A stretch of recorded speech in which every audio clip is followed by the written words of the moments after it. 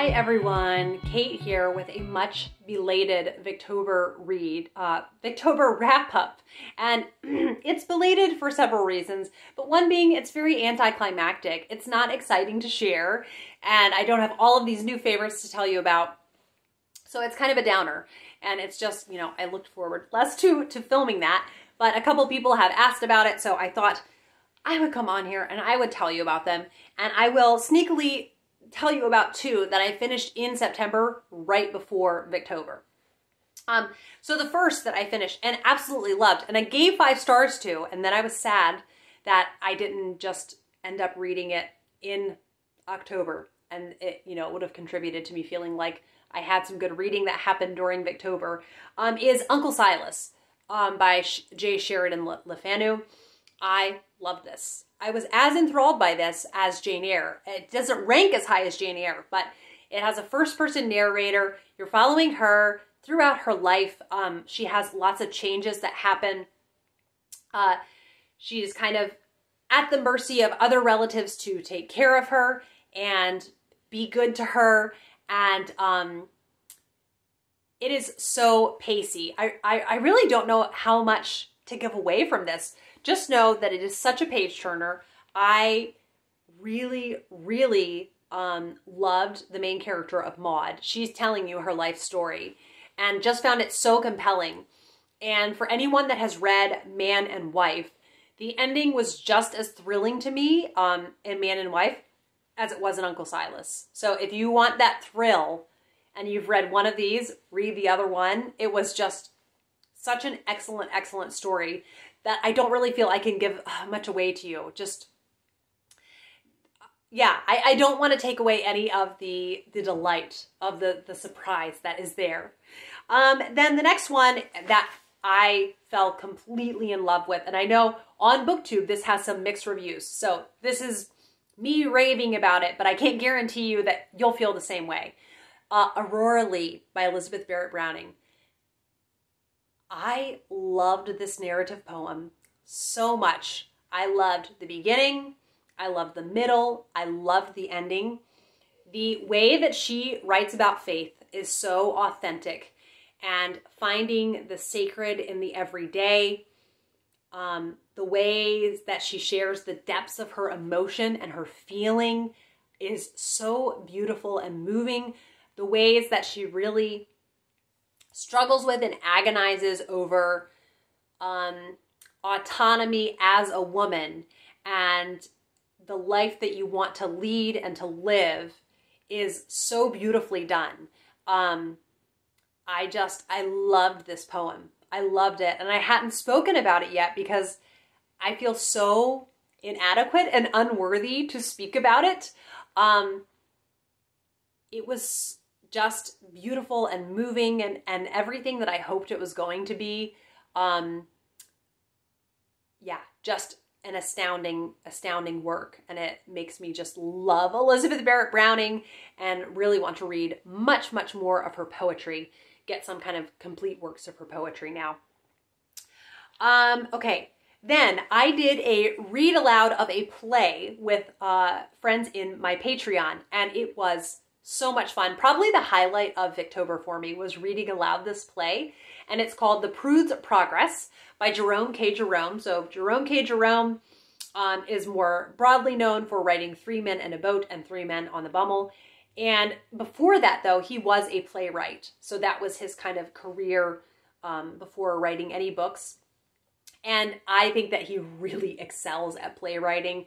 For anyone who loves the importance of being earnest, I think you should definitely check out The Prude's Progress. It was what made it so much fun, though, was reading it aloud with friends. I think if I had read it individually, I wouldn't have gotten nearly as much out of it.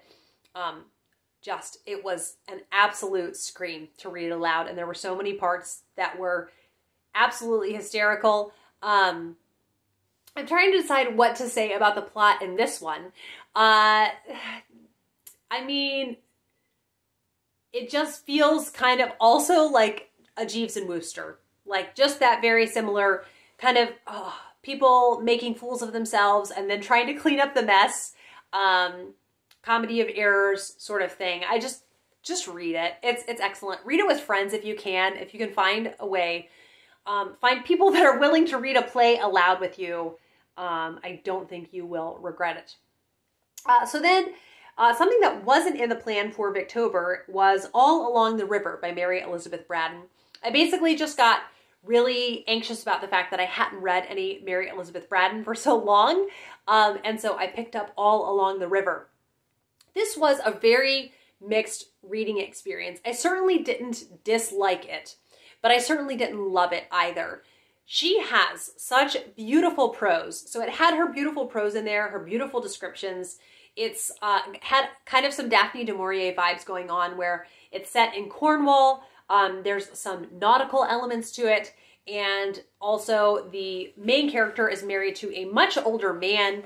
And she is kind of coming to grips with the fact that she's married to a much older man. And then he is gone for a while. And while he is gone, she ends up meeting a younger man. And then, a couple events unfold and there's a 6-month gap. And so for the rest of the book, you're missing the 6-month gap. Her husband, and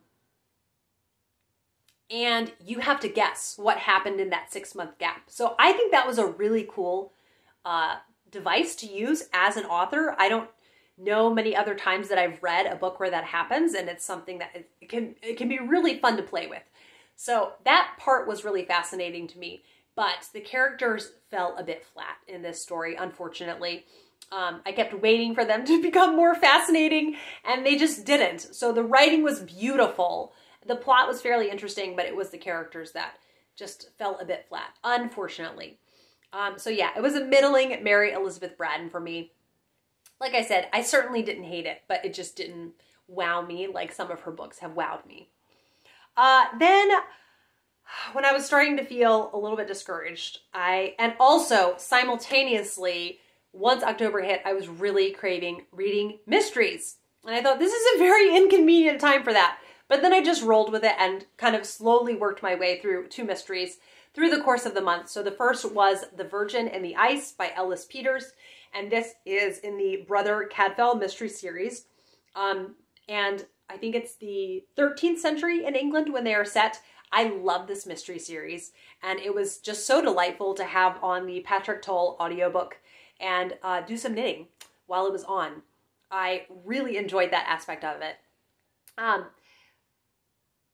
It was just as delightful as the other. There is a woman that is found frozen in the ice, and it's very clear that she, her life came to an early end before she was even put in the water and then frozen. And so Brother Cadfael has to investigate the case. There's several moving parts. He has suspicions kind of exactly how she came to be in the ice. And then there, of course, with most mysteries, there are some twists that happen in there. So another very satisfying installment in the Brother Cadfael series. Then the next one that I read, and do I have the copy handy? Oh, the camera is on it, so never mind. I will just put up a picture of The Fairy Book by Dinah Craik. This was a pretty enjoyable reading experience. There were a number of books in there that I didn't enjoy quite as much, but there were enough stories in there that I did enjoy that it felt overall a very positive experience. Also, Dinah Craik's writing in the fairy tales is just delightful. It's so beautiful and whimsical, and she just has a way of just having just a lovely turn of phrase when she's telling you about the things that are happening in the story. Hands down, my favorite story in the collection was The Iron Stove. It was so different than any other fairy tale I have ever read, and I am desperate for someone to write an epic retelling of it. I mean, the fairy tale itself is epic. It's all about a princess, or first it starts off where a prince is cursed to be turned into an iron stove. Or he's cursed to be stuck inside an iron stove. And a princess happens upon him and he asks her to marry him. And it goes back and forth a lot. And she doesn't realize that it's a prince stuck inside an iron stove. She thinks that she's destined to marry an iron stove. And she's a little bit conflicted about this. And then it ends up being this kind of just going, what you will do, the lengths that you will go to for the one that you love. And it's a beautiful, beautiful moving story with just epic journeys and travel and just so much packed into a fairy tale. I just couldn't believe how unique it was compared to other fairy tales. So that was definitely the highlight of the collection for me. Then the next one was The Pillars of the House by Charlotte Mary Yonge. This was a very mixed reading experience for me. So one thing that came out of this that I loved so much is that Emma from Bookish Princess, she fell completely in love with this book. And so I'm going to link her, I think it's her October wrap-up down below, because she speaks so beautifully and eloquently about what it is about Charlotte Mary Yonge that I love, what about her writing that I love, and how Charlotte Mary Yonge can show the sacred in the everyday so beautifully. You know, it can look like they are just, they're just polishing some silverware. But in Charlotte Mary Yonge, it can be that they are at the same time, they're wondering if their work is valid, and then they feel the consolations of the Holy Spirit, and they see the sacred in the everyday. And I just love the sacramental living that Charlotte Mary Yonge is able to write about in such an authentic way. And it doesn't feel saccharine. It doesn't feel forced. And the characters, you're following them through very everyday struggles. It's not, they aren't going through these unrelatable kind of trials and tribulations. They feel very everyday, and the attainment of virtue is kind of the main plot point. So all of that, I love her writing style. I just love it. I love the nuance that she has to her characters. I love the way she balances a huge cast of characters. In The Pillars of the House, there are 13 children in this family. And you follow the family for about 20 years. I think it might be a little bit more than 20 years. So it was lovely to buddy read this with friends. All that being said, Charlotte Mary Yonge has this one sort of style that she does. You know, she has sort of like five different kinds of ways and nuances that she has to focusing on characters or the plot. And sometimes she has this style where when the characters are speaking to each other, it's very hard to tell who is speaking. And on top of that, it's also hard to tell what they're even saying. There's so many in-jokes and kind of colloquialisms that are used that I'm thinking, what are they even saying to each other? It's like I can't even decipher it. And it just felt different because in The Heir of Redcliffe, I felt like when the conversations were happening, I said it felt like a symphony. I loved seeing all the characters speaking with one another. But in Pillars, it felt different. And then in addition to that, it just felt too long. It felt kind of 200 pages too long. I wish that it had been cut short. And it's also being contrasted now. The Charlotte Mary Yonge that I picked up right after that is called Dinah Terrace. And anytime the story starts to feel a little bit stale, she switches things up. And it just made Dinah Terrace. I'm so excited about this book. It's going to be just a highlight of the Victorian reading year for me. So I will speak about that more in a wrap-up to come. But so just knowing, yes, this was enjoyable. Pillars was enjoyable. It was beautiful. It has those Charlotte Mary Yonge things that I like. But as far as ranking with Charlotte Mary Yonge, it's not going to be as up there. So that was frustrating to then have, one of my favorite Victorian authors. I really wanted some good Victorian reading memories to happen, and I just ended up not falling quite in love with it as some of the other friends that I read it with. It was lovely to read it with them. I just wish I had loved it kind of as much as some of them had. So then on two non-Victorian notes, when I was really struggling and was like, why don't I just read some non-Victorian things? Lady Fortescue Steps Out by Marion Chesney. This was delightful. This is written by M.C. Beaton, also known as Marion Chesney, and it's about kind of genteel poor in the Regency era who all end up banding together and opening an inn. It is ridiculous. It's over the top, but I just loved it. It was very escapist, and it's the first in a series. This is definitely, if you're listening to the audiobook, don't listen around children. It's not super spicy, but it's definitely not appropriate for young ears. But it was just really, really fun, really delightful, and kind of exactly what I was hoping it was going to be. Then I did a buddy read of A Murder is Announced by Agatha Christie. This was my very first Miss Marple. And I am so excited about the Miss Marple series. I just find as an actual character, I prefer her over Poirot. Even though I have come to love Poirot over the years, I do love Miss Marple more. And the writing was just pristine in this. And it's set in this little town. And it is about a murder that gets written in the paper. You know, a murder is announced at this time. A murder will happen at this address. And everyone says, oh, it's a murder party. Great. And they show up, and then a real murder happens.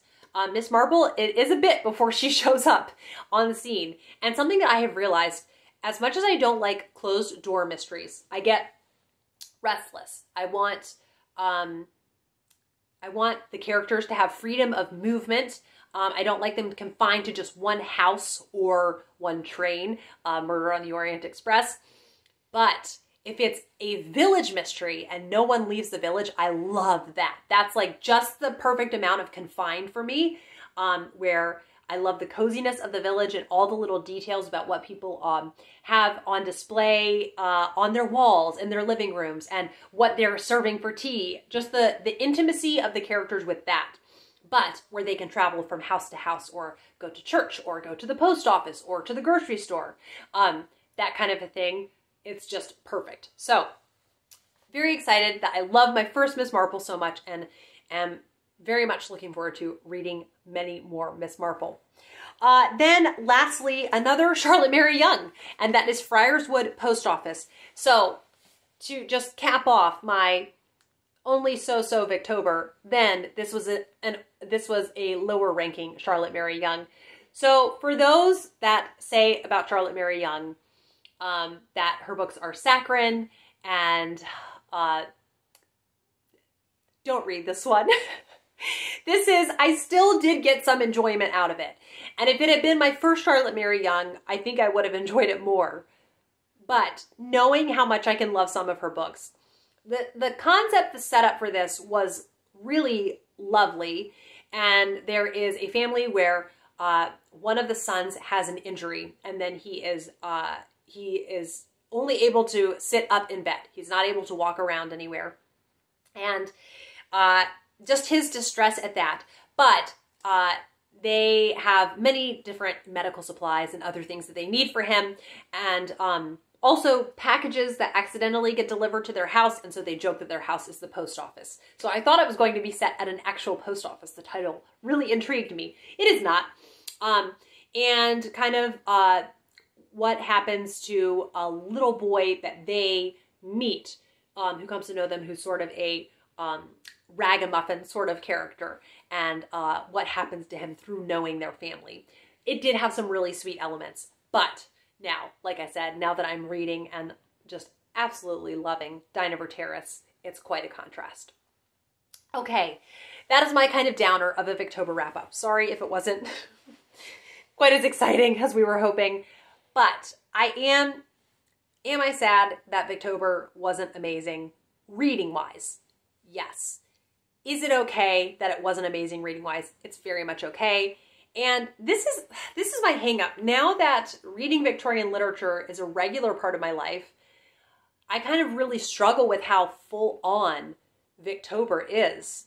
So I think in future Victobers, it's going to look light compared to my other years. I think that because I'm reading Victorian literature readily throughout the year, regularly throughout the year, that I don't need as much to kind of go full on. And I burn out if I do. So I don't know. Leave me your thoughts down below, kind of what you think. I want to enjoy Victober and to look forward to it, but I also like having Victorian literature regularly through the year. So then I don't have to kind of feel like I have to make up for it, my lack of it, all in 1 month. Those are my rambling thoughts. So thank you as always for watching, and I will be back with another video soon. Bye!